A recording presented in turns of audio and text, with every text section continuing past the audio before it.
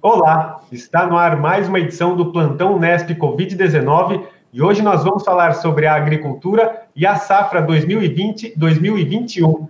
Quais os impactos que a pandemia do novo coronavírus já trouxe e ainda poderá trazer para a produção agrícola do Brasil? Para falar sobre este assunto, está aqui com a gente a professora Maura Seiko Sperancini, do Departamento de Engenharia Rural e Socioeconomia da Faculdade de Ciências Agronômicas do campus da Unesp em Botucatu. Professora Maura, muito obrigado por participar com a gente hoje. Oi, Júlio, eu que agradeço o convite, a gente está à disposição aí para essa conversa sobre a pandemia e a agricultura. E também está aqui com a gente outro docente do mesmo departamento lá da FCA em Botucatu, o professor Paulo Arbex. Professor Paulo, também muito obrigado por aceitar o nosso convite. Oi, Júlio, eu que agradeço, é uma honra estar aqui falando com vocês, né, principalmente do lado da professora Maura, que acho que é a primeira ação que a gente faz junto, assim, no digital, e eu agradeço o convite, tá, Júlio? Bacana. Essa pandemia está trazendo essas novas experiências para todo mundo. A gente começa com você, então, professora Maura, falando de um tema mais quente aí, que tem pipocado bastante na imprensa nos últimos dias e que na verdade, a gente tem sentido no bolso, né, que é a questão do preço do arroz, o preço que o consumidor está pagando ali quando vai à mercearia, ao supermercado. O quanto, professora, nessa alta no preço do arroz, isso foi influenciada pela questão da pandemia do novo coronavírus? Ou quais outros fatores podem ajudar a explicar essa alta? Então, Júlio, Paulo, né, o que aconteceu é o que a gente chama em economia, né, de a tempestade perfeita. Né? Então, foram dois choques aí, um choque de oferta e um choque de demanda. Se a gente for ver a produção de arroz, ao longo da década, ela tem sofrido uma redução. O Paulo acompanha bem, né? A gente passou aí de 12 milhões de sacas anuais no começo da década, e hoje a gente está em torno de 10 milhões de sacas, né? Foi a produção dessa saca. Se a gente pensar no arroz brunido, que é o arroz branco, a gente está quase empatado. A produção de 7 milhões de sacas com a demanda de 7 milhões de sacas. Ainda do lado da oferta, né, a gente não tem mais a questão de estoques reguladores. O governo saiu totalmente desse processo, né, e o que a gente tem hoje de estoque mal dá para um mês. Qual foi o papel da pandemia? É nesse caldo trazer mais fatores negativos do ponto de vista da demanda, né? As pessoas ficam mais em casa, consomem mais alimentos básicos, né, dos outros, a gente não sabe os números, mas do arroz a gente sabe que a demanda aumentou em 3 meses, né? E também a pandemia traz uma incerteza no mercado, e sempre que o mercado está incerto, o dólar sobe e desvaloriza as demais moedas, que é o que aconteceu com o real. Então, a desvalorização do real frente ao dólar estimulou muitas exportações. Se você for ver, o ano passado a gente exportava em torno de 300 mil sacas, né? Hoje já está quase perto de 1 milhão de sacas exportadas. Então, assim, aumentou a demanda interna, aumentou a demanda externa, a nossa produção já não estava, né, correspondendo. Então, é o que a gente chama de tempestade perfeita. Juntou a questão da oferta, da demanda e o que a gente viu esse resultado no mercado, do preço do arroz disparando ao consumidor aí de 10, 12 reais a saca para próximo de 30. Professora Maura, você falou aí que o governo saiu, né, deixou de controlar, não lembro o termo exatamente que você falou. Em que momento que foi isso? É nesse governo atual ou isso já vinha ocorrendo? Olha, isso já vinha ocorrendo ao longo da década, né?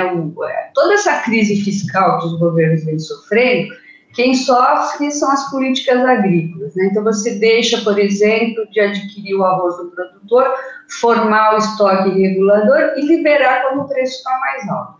Isso funcionava, vamos dizer, há mais de 10 anos que isso não funciona muito bem, né? Que o governo está saindo. Quando começa a crise fiscal, essas políticas já começam a não funcionar muito bem, que é o que vem acontecendo, né? Hoje a gente está num dos níveis de estoque mais baixos, até porque a demanda está muito alta, mas nunca esteve assim, nunca tivemos nessa situação. Professor Paulo, ainda, né, dentro desse tema do arroz, a professora Maura já citou alguns números, falando em termos de área plantada de arroz no Brasil, né, durante uma década ela não cresceu, em alguns momentos talvez ela tenha até retraído nessa última década, mas há uma previsão até mais otimista que para a safra 2020-2021, essa área plantada finalmente vai crescer, eles avaliam aí em torno de 12%. O quanto que esse aumento de área, associado também com as novas tecnologias que são aplicadas em todas as etapas da produção agrícola, né, do preparo do solo, plantio, colheita, o quanto esse pacote pode ajudar para que a gente tenha uma oferta maior de arroz aí nos próximos anos? Vamos lá, Júlio. Então, a professora Maura foi brilhante na colocação dela, né? Para mim, a conta, eu vou falar mais do meu jeitão, a conta é oferta e demanda, né? Demanda e oferta. O que acontece? O que eu queria colocar é uma visão do produtor também, que eu estou lado a lado do produtor, e assim, a gente, quando o arroz estava com os níveis mais baixos, lá a gente ouviu alguma notícia sobre isso? Né? Não teve nenhuma notícia, e assim, o produtor ele chegava, ele teve que pagar para trabalhar. Ele teve que pagar para trabalhar. O pessoal não está acompanhando isso. Eu acompanho o produtor de arroz faz muito tempo. E assim, são verdadeiros heróis, porque eles não desistiram. Teve alguns, né? E daí eu vou completar a sua pergunta, Júlio. Teve alguns que deixaram também, você tem que sobreviver. Daí saíram do arroz. Por que o estoque está baixo hoje? Porque teve alguns que saíram, diminuiu a área plantada. Teve alguns que saíram e foram para a soja, foram para o milho safrinha, por exemplo, por causa da rentabilidade, né, Mauro? Que a professora Maura pode falar muito bem sobre isso. Só que assim, daí agora que teve, né, todo esse cenário que se apresentou com a pandemia de maior demanda e a oferta está baixa, o preço sobe. Isso aí é economia, tá certo? E assim, ninguém esperava por isso que acontecesse. Mas no fim, respondendo sua pergunta, Júlio, o que aconteceu? Quando o pessoal do arroz caminhou para essas outras culturas, para as outras alternativas, ele se tecnificou. Tem duas vertentes. Primeiro, da tecnologia, quando saíram de uma cultura isolada e foram para outras culturas. Então, ele comprou mais máquina, ele tem mais tecnologia, tá certo? Então, você pode ter certeza que, além de aumentar a produção em geral, né, a quantidade, vai aumentar a produtividade também. Vai aumentar a produtividade por causa de duas coisas, que esse produtor, né, estamos falando assim da região maior produtor lá no Rio Grande do Sul, esse produtor se tecnificou, e segunda coisa bem legal, que daí dá um dia inteiro de discussão aqui, Júlio, é o seguinte, a nova geração dos agricultores, a segunda geração, né, os filhos estão tomando conta, né? Então, a sucessão familiar está acontecendo, e com isso, a tecnologia, essa molecada está atrás de tecnologia, né? Respondendo bem sua pergunta, hoje não se fala de agricultura 4.0, de tudo isso aí, é essa nova geração, molecada que está tomando conta das propriedades, né? E está fazendo com que aumente a tecnologia nas lavouras. Isso dá para a gente ver no campo. É isso, né, professora Maura? Enquanto algumas culturas como o arroz, aí a área plantada não cresceu na última década, o agricultor partiu, então, para outras culturas. Eu cito aqui, por exemplo, a soja, né, que há 10 anos a área ocupada no Brasil era de cerca de 23 milhões de hectares, e nesses 10 anos ela vai chegar agora na safra 2020-2021, segundo as projeções, a 38,2 milhões de hectares, quer dizer, um crescimento de quase 70%. É uma questão mais econômica mesmo, de fato, então, que impacta nessa migração do agricultor de uma cultura para outra? Olha, é sempre muito bom ouvir o professor Paulo falar, porque ele corrobora na prática o que a gente organiza de informações, né? Então, assim, perfeito que ele colocou. Eu queria dar alguns números da fala do professor Paulo, se você me permite, Júlio. Claro. Também do arroz do Rio Grande do Sul, no caso irrigado. Né? A gente fez um estudo aí em relação ao custo. Se você for ver o custo do arroz em saco, ele gira em torno de R$ 36 a R$ 39 a saca, né? Se a gente pegar os preços ao longo da década, raramente ultrapassou R$ 45 a saca. Então, olha como a margem é muito pequena. Fora isso, se você pegar o preço mínimo, R$ 36,00 a saca. Ou seja, está quase que empatando o custo. É de produção, tem outros custos adicionais. Estou falando custo só de produção. O máximo preço que teve nessa década aqui foi R$ 51,00 a saca.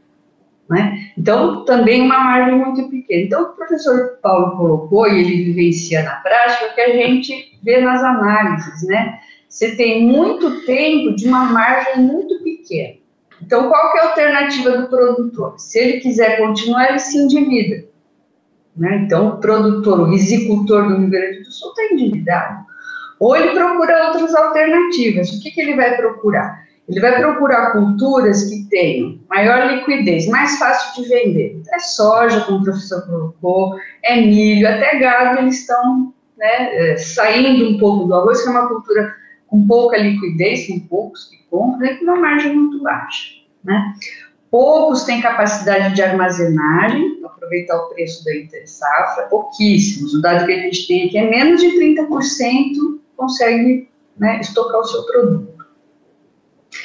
Muito tempo de margem negativa, né? E apesar disso, e o professor Paulo, assim, tem uma vivência muito grande, é sempre interessante ouvir falar, é exatamente isso que aconteceu. Então, a área diminuiu, mas os que ficaram investiram em tecnologia, a produtividade aumentou, né, Paulo? Não sei, eu tenho um dado aqui de 60% nessa década, né, aumento de produtividade. Tanto que, assim, a área diminuiu, mas a produtividade aumentou. Então, o recuo na produção foi menor, foi de 3%. Mas quem está lá está nesse sofrimento. Então, está endividado, está se esforçando, é um herói, como o professor Paulo colocou, né? São heróis quem está produzindo arroz, porque está vivenciando uma questão econômica muito complicada.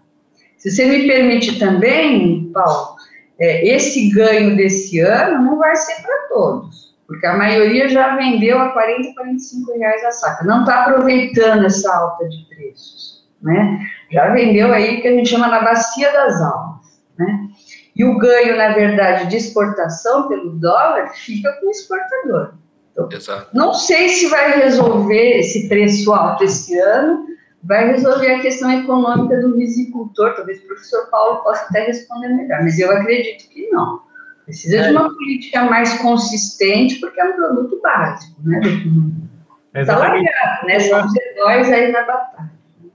É exatamente isso que eu ia perguntar para vocês. Então, vocês acham que esse é um problema que, curto, médio prazo, ele não vai se resolver simplesmente com esse aumento de área agora? Precisa de algo a mais, uma política pública, de fato, mais consistente para essa área? Eu tenho certeza que sim, Júlio. Eu tenho certeza que sim. A palavra é essa, política agrícola, né? A gente tem que ter, então, é muito legal quando a professora Maura fala de números, né? Que às vezes a gente tem a situação, mas quando você coloca os números, né? Daí casa perfeito. Então é assim, ó. Não vai de uma hora para outra, então nós vamos produzir 20% a mais. Não é assim. Né? Não é assim. Então, respondendo a sua pergunta, Júlio, vai levar um tempo ainda. Com isso, o que acontece? Eu tenho que ter política agrícola, e uma política séria. E a ministra da Agricultura é uma pessoa séria, que vem da academia e conhece a agricultura, né? Então, se ela conseguir fazer o trabalho dela, né, eu tenho certeza que a gente vai minimizar. Agora, não pense que vai abaixar o preço do arroz de um dia para o outro, que não vai. É por aí, professora Maura?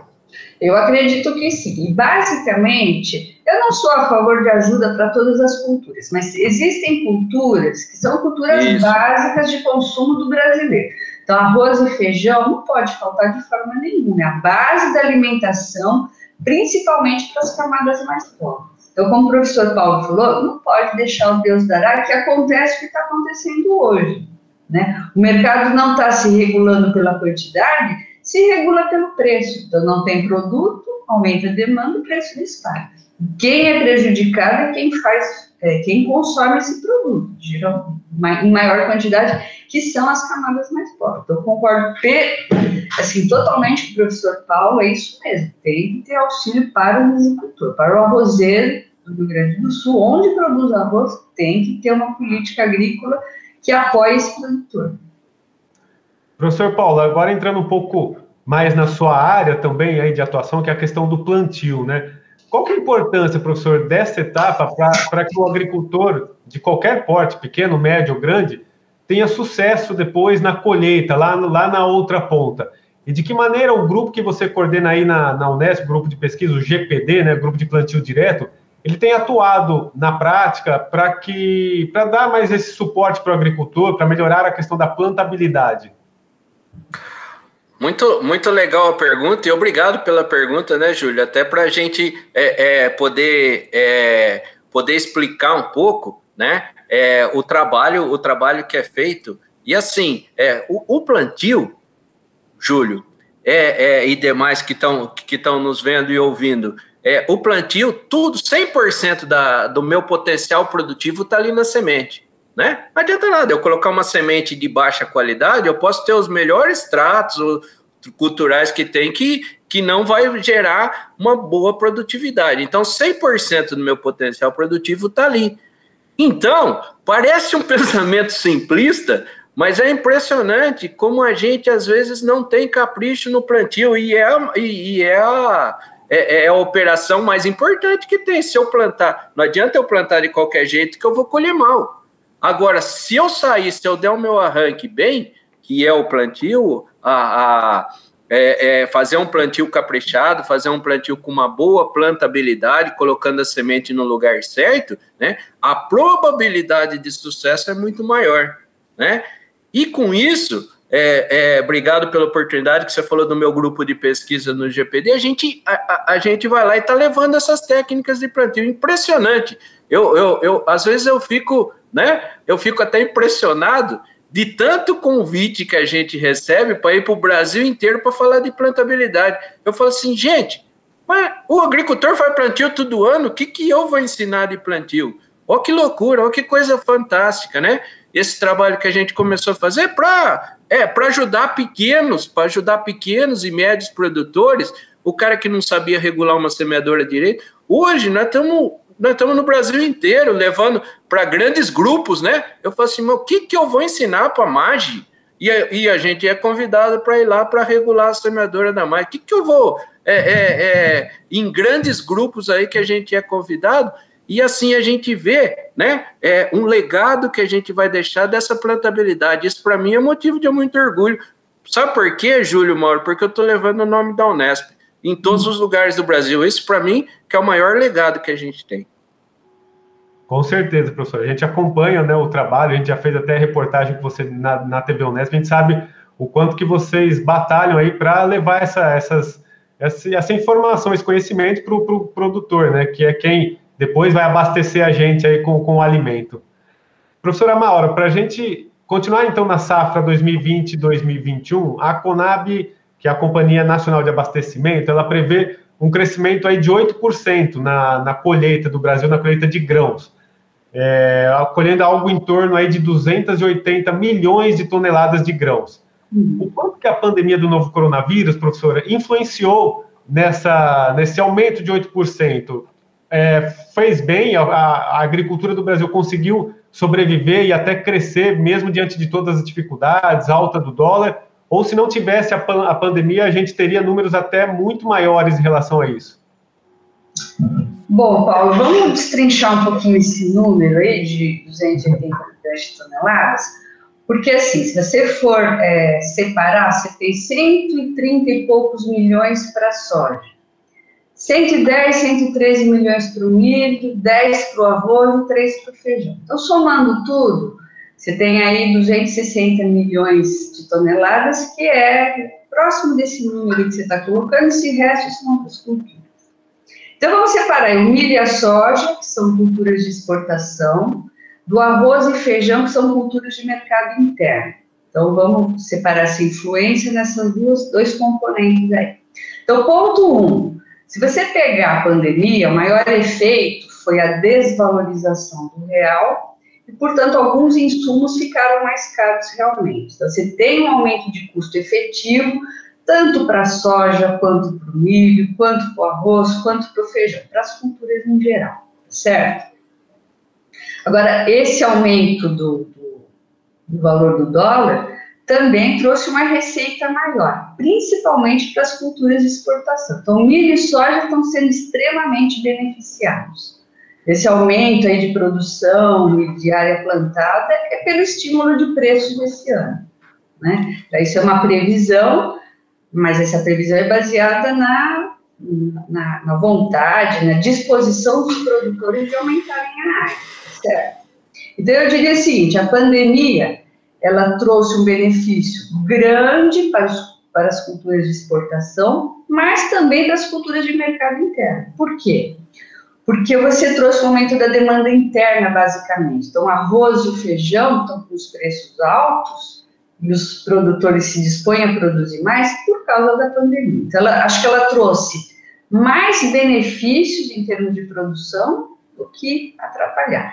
Agora, se você perguntar assim, olha, se não fosse o coronavírus, ia aumentar mais, aí é muito bola de cristal, né? Não dá para a gente responder. O que dá é o seguinte, olha, a pandemia trouxe uma elevação de preços das culturas de exportação, das culturas de mercado externo, e por isso os produtores se sentem estimulados a produzir mais. Isso é o que dá para responder, tanto que essa previsão é de aumento para 280 milhões de toneladas para o ano que vem.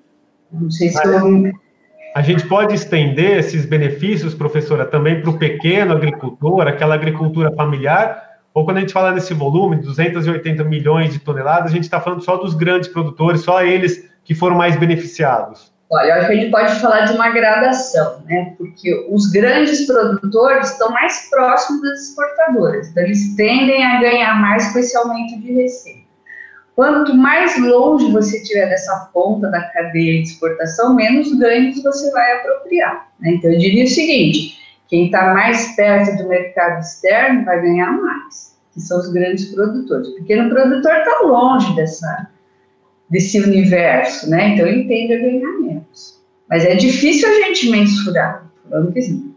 Grupos vão ganhar mais, outros grupos vão ganhar menos. Mas a tendência é que, como o preço aumentou em geral, a remuneração do produtor tende a aumentar um pouquinho. Para uns mais, para outros mais.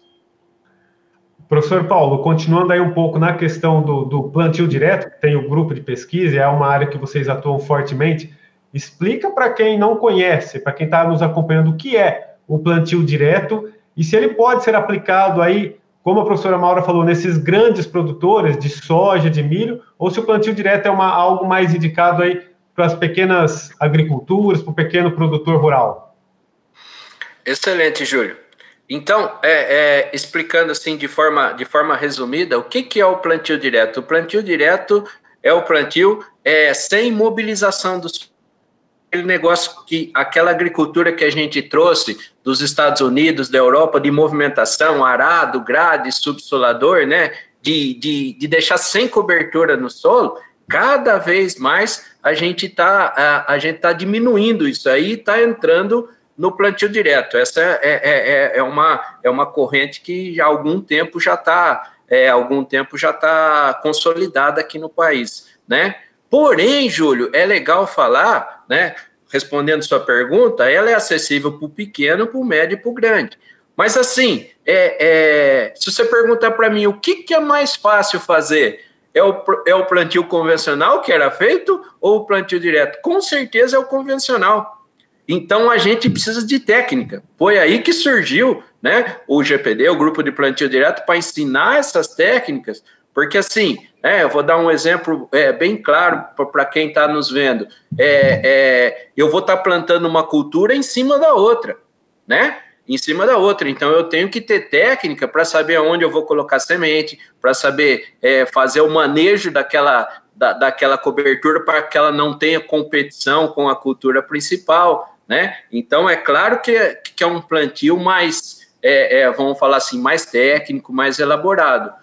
Porém, tá crescendo cada ano, a gente cresce mais a nossa área de plantio direto, e para mim é muito orgulho falar isso, né? Porque tem uma segunda vertente, o seguinte, Júlio, o pessoal vai lá e fala tanto em plantio direto, mas 100% da técnica são poucos os que fazem. Porque o que a gente vê hoje é a sucessão de culturas, então é o plantio sobre a palha, não é o plantio direto. É assim, eu não mexo o solo, mas eu vou plantando uma cultura em cima, uma cultura em cima da outra. E a premissa básica do plantio direto é rotação de culturas. O que é isso? Eu tiro uma cultura, daí tiro a soja, daí vou lá e coloco o milho, tiro o milho, coloco o trigo. O que vai acontecendo? A hora que eu faço essa rotação, né, principalmente de gramínea com leguminosa, eu tenho menos praga, eu tenho menos doença, tá? Então, premissa básica. E bastante gente, principalmente no Centro-Oeste, os grandes produtores, não faz rotação de cultura. Ele faz sucessão, né? Fala que faz plantio direto, mas é assim, tira o milho, põe a soja, tira o milho, põe a soja, tira a soja, põe o milho. Tá certo? Isso é sucessão, é outra coisa que é um plantio sobre a palha, vamos dizer assim, né? Então, por isso que as técnicas de plantio direto a gente tem que difundir cada vez mais. E quer ver um dado legal? Um dado que foi muito legal, não sei se vocês conhecem, tem o concurso do SESB, que é a maior produtividade de soja. Quem ganhou foi o Laércio. Eu conheço ele, um produtor sensacional lá do Paraná, que o que ele faz? Ele faz o plantio direto 100% como deve ser. Então, para a gente, em termos de divulgação, foi sensacional isso. E assim, voltar às origens, né? Voltar às origens, não aquela agricultura de escala, de rendimento operacional somente, e sim fazer o plantio direto bem feito, e é isso que o ganhador do SESB fez. Ele mostrou, então, na prática, aí, o quanto que o ganho do plantio direto. Ele mostrou na prática o ganho do plantio direto, Júlio. Então, para quem conseguiu ver isso, né, para a gente já é realidade. Nós temos uma área aqui na FCA de plantio direto que tem mais de 20 anos. E daí o pessoal vai lá e vê em loco aqui como é que é um plantio direto bem feito. Professora Maura, professor Paulo até citou a área de que vocês têm área experimental aí. Vamos entrar um pouco, então, nessa questão da universidade. Queria que você falasse como que as pesquisas, os estudos, os projetos de extensão da universidade pública, na sua visão, elas têm, de fato, colaborado para o melhoramento da agricultura, para melhorar a produtividade, para melhorar as técnicas da agricultura no Brasil? Tá. Olha, eu vou começar respondendo sua pergunta com um dado aí que eu acho que é importante, né? A economia esse ano vai ter uma queda de 5%, e o agronegócio vai crescer 3%. Então, no mínimo que a gente pode dizer é que o agronegócio impediu que o tombo fosse maior. Bom, de onde que sai isso? Eu vou responder sua pergunta, talvez, com números que mostrem bem isso, né? Se eu estiver errado, o professor Paulo me corrigir com os dados que eu vou colocar. Se pegar o arroz, a produtividade cresceu 60% em 10 anos. Cana-de-açúcar, em 40 anos, dobrou a produtividade. O teor de açúcar dobrou em 30 anos. A produtividade da soja aumentou 20% nos últimos 15 anos.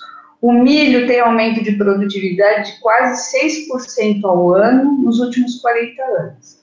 Então, Júlio, né, Paulo, isso não caiu do céu, isso é resultado de muita pesquisa, muita tecnologia que foi desenvolvida na área do professor Paulo, ele deu aí os exemplos, né, falou aí da questão do plantio direto, na área de mecanização, na área de genética, na área de manejo. Então, se você pegar o conjunto de desenvolvimento tecnológico que a universidade pública, não sozinha, né, tem Embrapa também, desenvolveu, o resultado é esse, aumentos brutais de produtividade, redução de área plantada, mas sem perda de produção.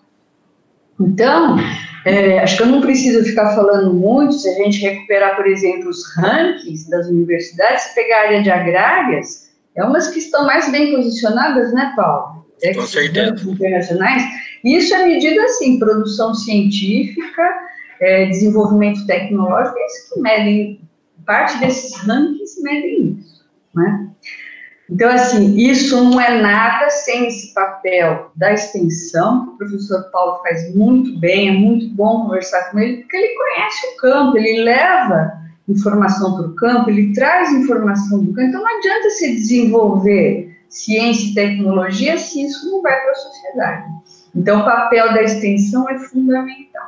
E eu vou citar mais um, que é a formação, talvez seja tão importante quanto. A gente forma pessoas que estão na linha de frente da competitividade do agronegócio. Pega os nossos alunos, que estão em posições importantíssimas do agronegócio brasileiro, né?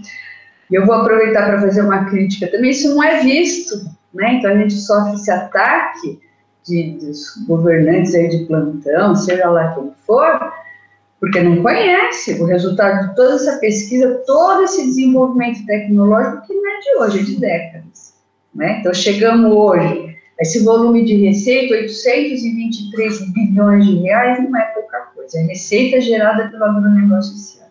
Não é pouca coisa, é muita coisa.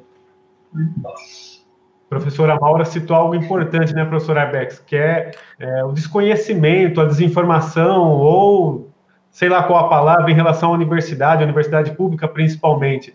E é um momento de cada vez mais a gente defender o papel da nossa universidade, da nossa Unesp, né? Então fala um pouquinho sobre como que vocês aí que estão no dia a dia, nos projetos, no ensino, na pesquisa, na extensão, o tripé, né, da universidade, o quanto que isso colabora lá na frente com o produtor também.